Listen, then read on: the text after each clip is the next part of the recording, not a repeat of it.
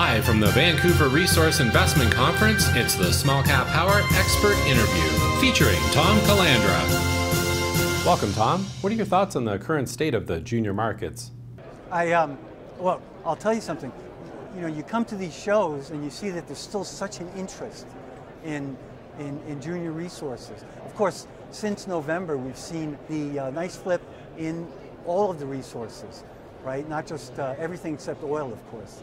And I think, in part, that's because you have the fantastic effect of cheap gasoline and cheap diesel fuel on anybody that's prospecting or producing. I think we saw some of the Mexico silver producers come out with much lower expenses for silver at the end of the fourth quarter. That's going to continue to happen. That's good for resources. I think we probably saw the bottom. I've said this before. We probably saw the bottom in November for resources in terms of the equities. I don't think we're ever going to see, in terms of gold, I don't think we're ever going to see $1,100 gold again, at least not in our lifetimes. And I think we'll see some things happen in the next few weeks that have the same kind of impact that the Swiss franc announcement had a week ago. One of those things could be India, right? India coming out and abolishing all restrictions on gold imports into that country. Can you summarize your speech at today's Vancouver Resource Conference for our viewers? You know, I had a workshop today because I've been spending a lot of time in Cambodia. I'll be going back to Cambodia with Angkor Gold, my prospector that I own shares of. I'll be going back in 2 weeks, and we're bringing a large group. So I've been over there 6 or 7 times in the past 4 years. And what I tell people at workshops like this is there's a mystique about Southeast Asia. Of course, we all know about Angkor Wat and the temples, and Angkor Gold shares one of those names, Angkor. But it's more than that. In the back of everybody's mind, what do they think of when they think of Southeast Asia? They think of BRICS, right? Now, the funny thing is, when I mention BRICS in the same breath as Angkor Gold, people are like, oh my God, I have such memories. And I say, yes, but what's your main memory of BRICS? Oh my God, how the stock went higher and higher and higher, and all my friends were making money, and I was the only one not making money, or something like that. I think that when we look at the possibility that we'll see a mania in certain names in natural resources in the next couple of years, some of that mania will revolve around countries and companies that have a non-endemic approach that reach out not just to gold investors and gold professionals or silver professionals and geologists, but the people, actors, musicians, teachers. Why Angkor Gold? Because Angkor Gold does so much on the corporate social responsibility end. They have a UN forum, a World Bank forum, an IMF forum, and it brings in people. It's like Apple Computer. Apple Computer has a non-endemic shareholder base. Why? Because everybody uses an Apple phone. How many gold companies here, how many resource companies in the universe have a non-endemic shareholder base? Almost zero, right? It's like, well, you got to know about gold or silver or phosphates or tungsten or steel in order to want to invest. I think we're going to see, BRICS changed that, right? For good and for bad. I think we're going to see Angkor Gold based off of a tight shareholder group in Grand Prairie, Alberta in Canada, have that kind of appeal, already has that kind of appeal for shareholders, famous actors, directors, photographers, already own the stock. The list is growing. Once the non-endemic list grows, more people who want a corporate, socially responsible company that does good things on the ground for people, but also want to make money, right? Say, oh gee, I have 5 or 10% of my portfolio that needs to be in gold. I don't know anything about gold. I hear these people are doing great things in Cambodia, beautiful things as well.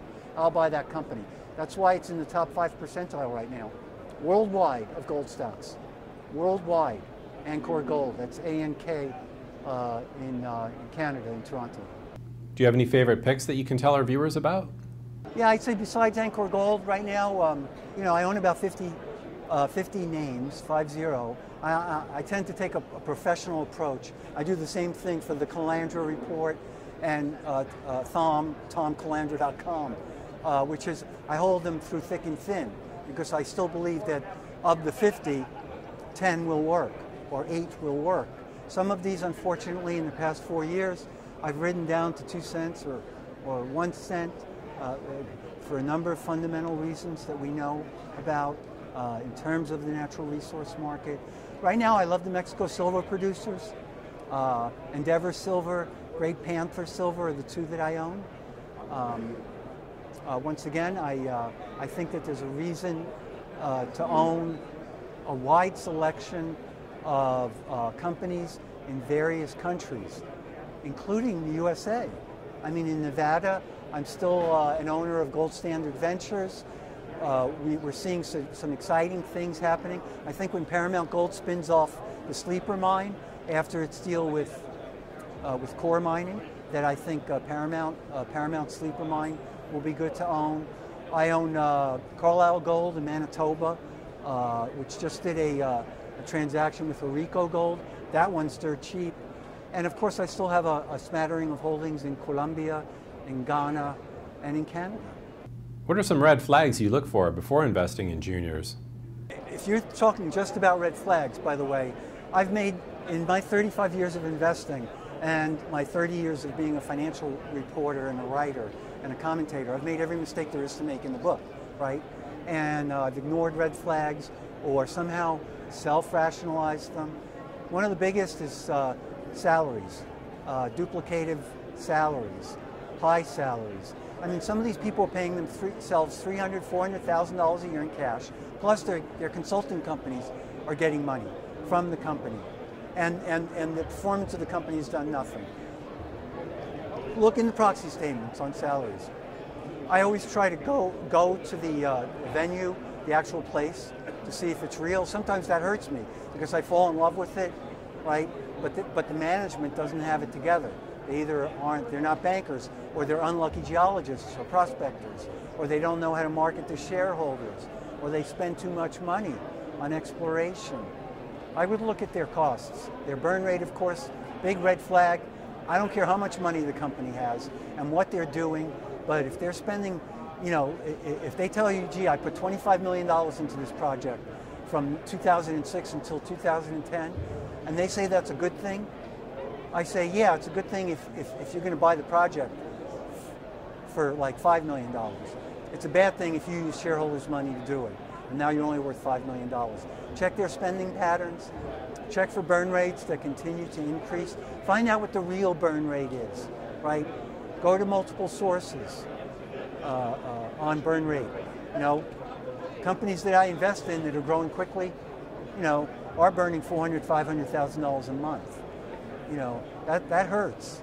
Right now, it's still an extremely risky time to be in resource equities, but I think the risk-return, the risk-reward scenario now is better than it's been almost in 4 years. So if the rally in resource equities continues, especially for gold, but also for silver and platinum, I would point out platinum too. It's dirt cheap. Look at some of the platinum producers, platinum group metals in South Africa. Look at their corporate social responsibility, CSR. Find out what these companies are doing on the ground. Don't say, oh, gee, social doesn't really mean anything. It's destroyed companies in Peru. It's destroyed companies in South Africa. It'll destroy a company near you if you don't have a company that gets it right on the ground for the people in those communities right from day one. That's great, Thom. Thank you. How can viewers learn more from you? You know, you can go to ThomCalandra.com, ThomCalandra.com. I do the Calandra report. People say I write it a little too much, like comes out sometimes 3-4 times a week, but you'll see everything that you need. Some of it's for free on ThomCalandra.com, or you can buy the newsletter. It's $139 a year. It's probably one of the least expensive newsletters out there, and I guarantee you that I back these companies and I go to see these companies, and I'd love to have you join us on a tour sometime, whether it's in Cambodia, Colombia, West Africa when that situation clears up. I also follow special situations, mostly biomedical, and some computer systems integration. Keep up to date with all of your favorite small caps. Subscribe to our free newsletter and get daily investment ideas, breakout stocks, momentum gainers, expert and analyst stock picks, and more. Smallcappower.com, investing ideas and research.